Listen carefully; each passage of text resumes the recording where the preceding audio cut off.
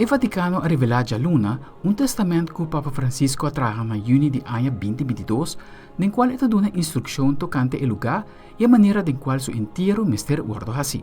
Con profondo dolore devo annunciare la morte del nostro Santo Padre Francesco. Il pontefice che falleceu già Luna no età di 88 anni per motivo di un derrame cerebral ha pedido in sua ultima volontà per su resto di descansare in Basilica Papal di Santa Maria la Mayor, na Roma. Según il documento, Papa Francisco avvisa che le dedica sua vita intera na Virgen Maria, per quale la opta per il templo particolare del quale lo desea di estar in sosiego eterno.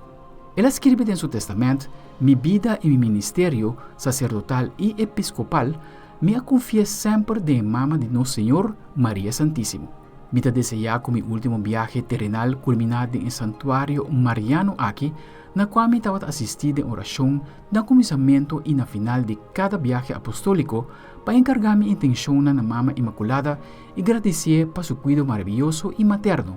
Así ela añadí. De documento también esta pide para su resto na descansar de un lugar discreto.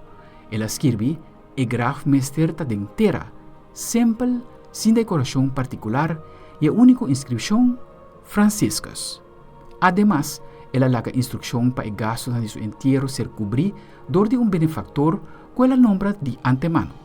Diferente de Papa Francisco, por el siglo X, otro papa nan asigi a tradición de ser derrado en cripto de Vaticano, camina el graf de San Pedro ta ubica.